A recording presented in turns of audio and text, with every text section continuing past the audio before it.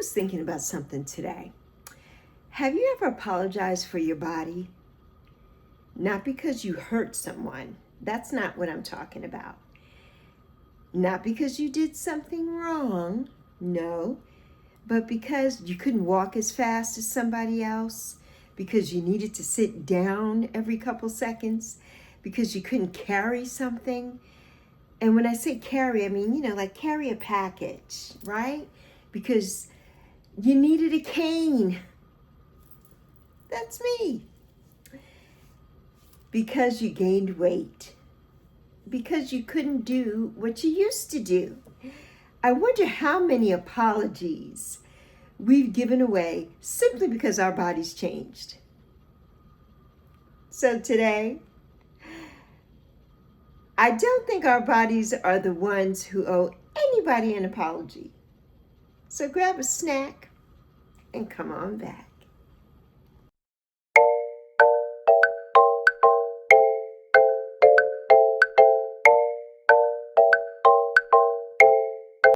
Hey, beautiful friends, welcome back. If this is your first conversation with me, my name is Lexi, and around here we believe something very simple. You are not finished. And today I want to talk about something I think many of us have done without even realizing it. We've apologized for getting older. We've apologized for getting sick. We've apologized for slowing down. We've apologized for needing help.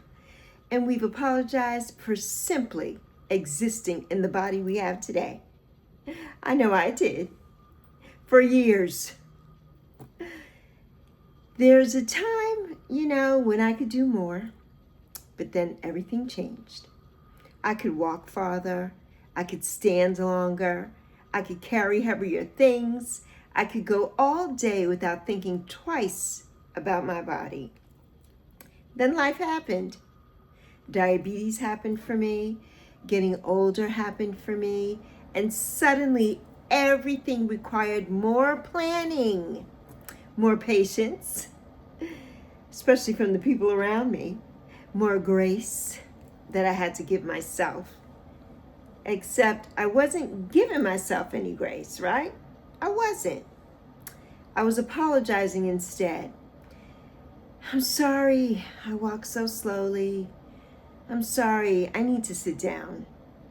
I'm sorry, I just can't. I'm sorry. Until one day I stopped and I asked myself, why am I apologizing for surviving? That question changed something inside me. It truly did. There are apologies sometimes that we never even notice, right? Maybe you said before, I'm sorry I'm taking so long. I'm sorry I can't keep up. I'm sorry you have to help me. I'm sorry I can't eat that.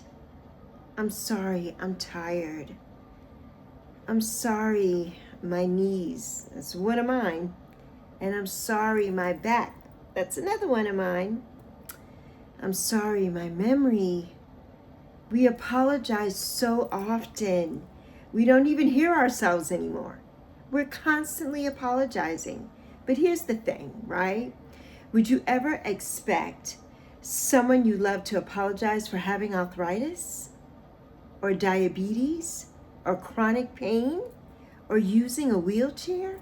Of course not. So why do we expect it from ourselves? Why do we? Our bodies are not failures. They're just not. Our bodies aren't broken because they changed. They're living proof that we've lived, and we've lived good lives. We've had children, us women in particular, we've carried children. We've worked jobs, stayed up all night with sick family members. Been there, done that. In the sandwich generation, I've been up all night with my mother and my daughter. Survived surgeries, done that too. Grieved losses. a lot of that. Walked through heartbreak, recovered from illnesses, and we've laughed, we've loved, we've cried. We started over. Our bodies tell our stories, right? They're not supposed to look untouched. Absolutely not. And the moment everything shifted, right, I realized something. I had spent years measuring my body by what it could no longer do, instead of honoring everything it had already done.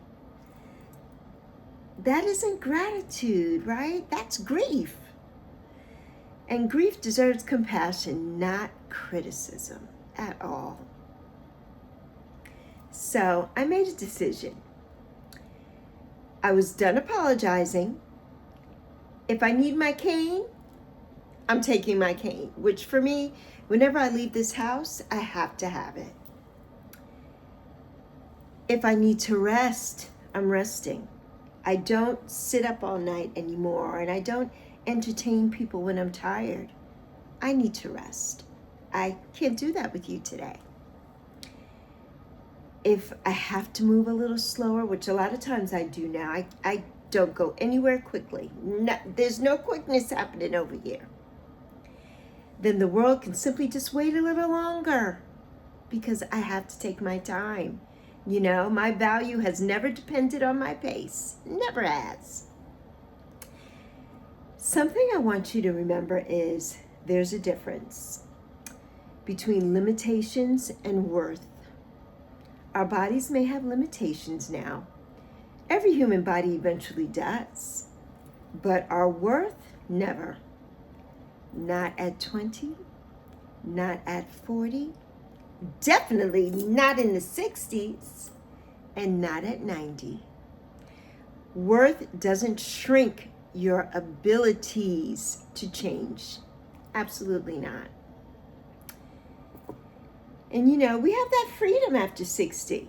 One of the greatest freedoms I've discovered after 60 is that I don't have to perform for anyone else, right? I don't have to perform wellness for anyone else. Anyone else. I don't have to pretend that everything is easy anymore. I definitely don't have to do that. I don't have to hide my cane. No, I don't do that. I don't have to pretend I'm not tired. Absolutely not. And I don't have to explain why I need to sit down. I just don't. I don't have to apologize for honoring the body that has carried me this far. Some of my friends didn't make it this far. You know, I'm going to be 62 years young in 2 weeks. A lot of my friends aren't here anymore. So I need to honor this body. I need to honor it. Instead of criticizing, right, your body, instead of that, maybe today you thank it. Maybe you thank it today. Thank it for getting you here. Thank it for carrying you through things that no one even knows about. That no one even knows about. And thank you for another sunrise. Because this body, with every scar, every ache, every wrinkle, and every limitation, is still carrying your beautiful life. Still carrying it.